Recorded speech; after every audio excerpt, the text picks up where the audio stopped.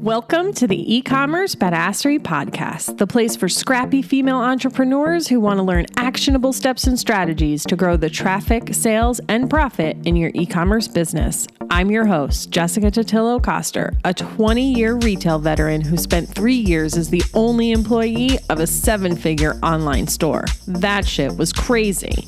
I know exactly how it feels to do all the things, and I'm sharing everything I learned the hard way so you don't have to.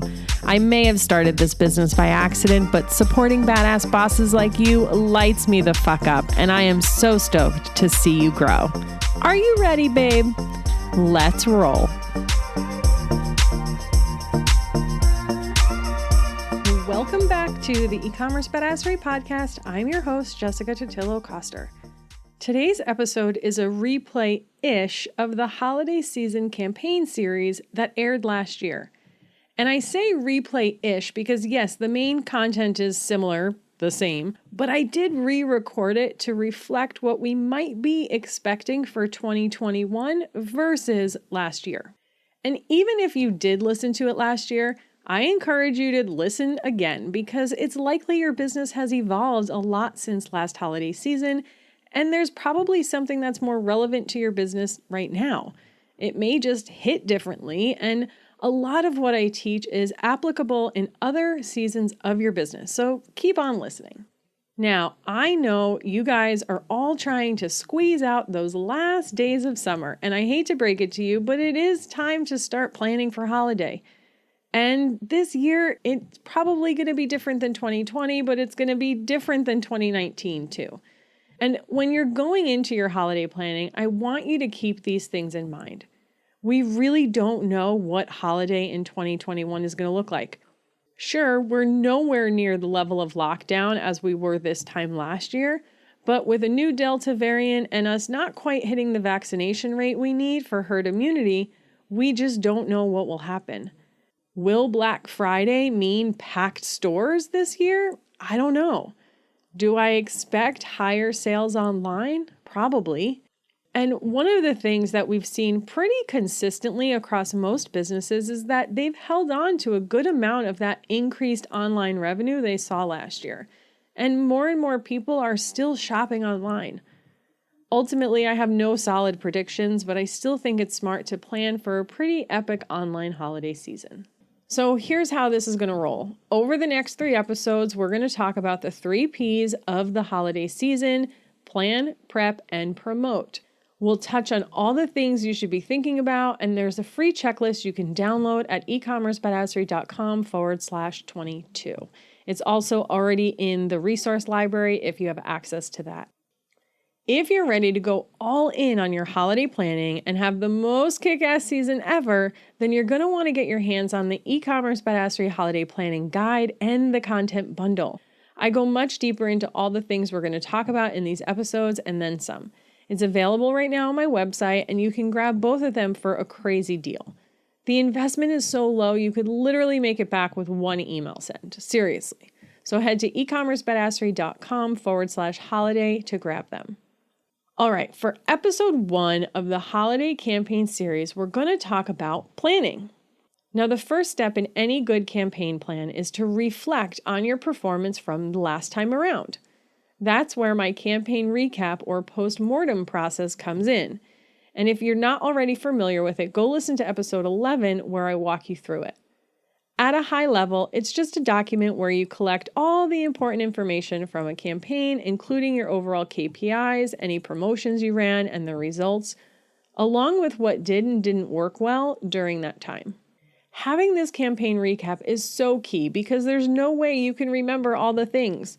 So having a document that lays out everything you learned from your last holiday season or even your most recent campaign will make it easier to rinse and repeat what worked and avoid any big screw-ups.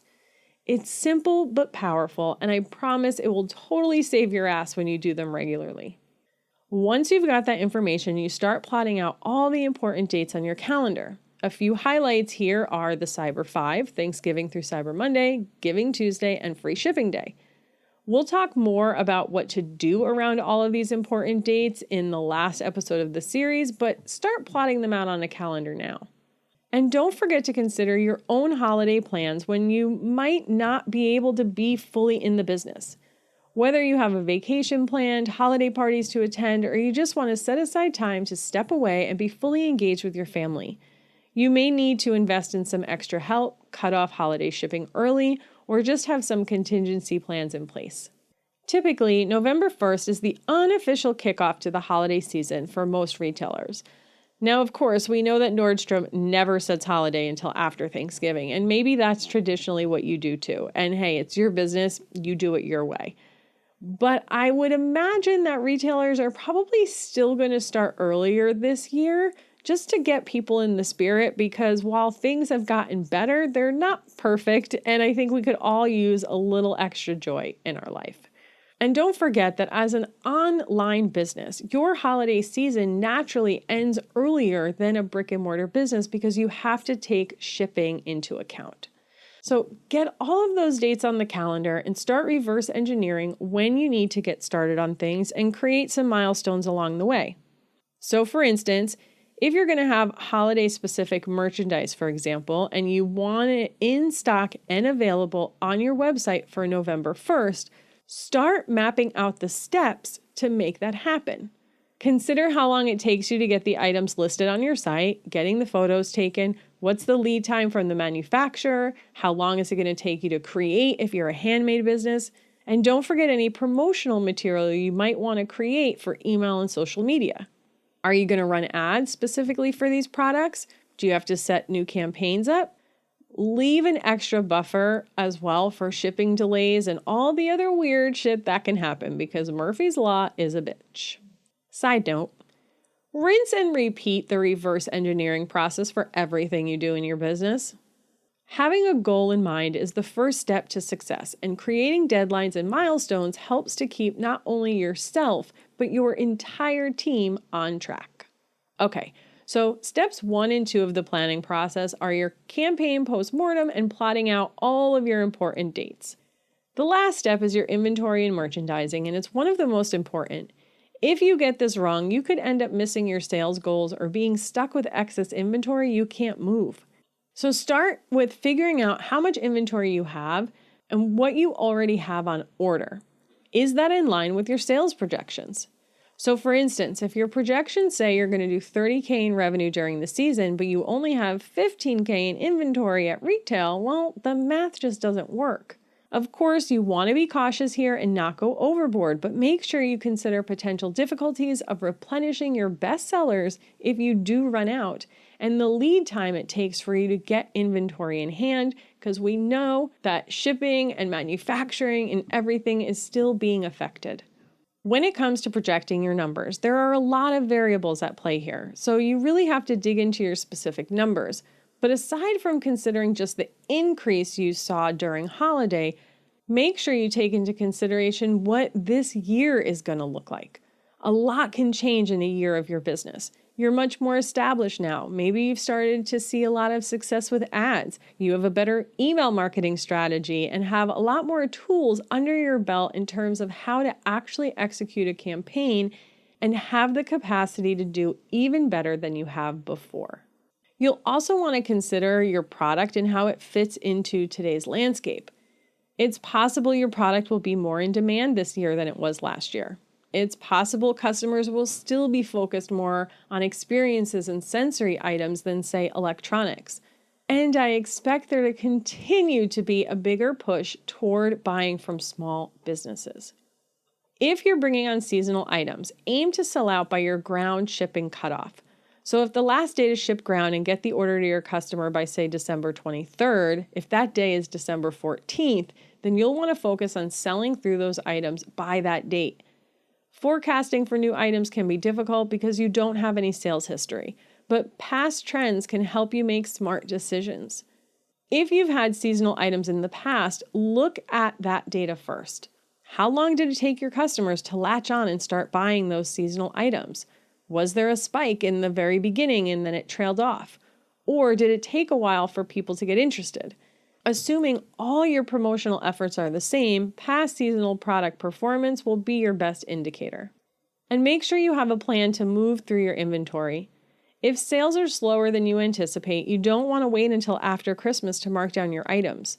But there are a few different techniques you can try to help move through those items before you have to take a hard markdown. Product bundles are a great option here, and if you have a particularly slow mover, try bundling it with your best-selling items. If you have a total dog that just isn't moving at all, mark it down before your shipping cutoff. Your customers will generally qualify your items quickly, so don't get emotionally attached to anything, and your initial markdown will always be the cheapest. I know it hurts to mark down things, but it's worth more out the door than it is collecting dust on your shelves. Let's talk about site merchandising. Visual merchandising is just as important online as it is in a brick and mortar store. Make sure you have your holiday items front and center and move them to the top of your collections. If you're using regular Shopify merchandising, make sure you go into the collections and manually adjust the product assortment. If you have it defaulted to best sellers, your new and holiday items may not get enough visibility. You'll also want to link to any holiday-specific items in your navigation, and adding a gift guide is a great way to get the necessary items in front of your customers. We'll talk more about creating gift guides in another episode, but I want you to think about what it's like when you go shopping in a brick and mortar store. Usually you see all the holiday items grouped together, either within their own department or right at the front of the store. How you set this up on your site is going to depend on your business and product assortment, but the goal is the same. The holiday season is a small window of opportunity to make big bucks in your business, and don't put this off. Start planning now. Snag the eCommerce Badassery Holiday Planning Guide. It's in-depth enough that you can come back to it year after year to implement new strategies as your business grows. Head to ecommercebadassery.com/holiday to get yours and lock in product lifetime access. Tune in next week for the next step in your holiday planning, which is preparation, and we're going to talk about your operations, technology, shipping, and customer service. Until next time, e-commerce friends, I'll see you on the flip side.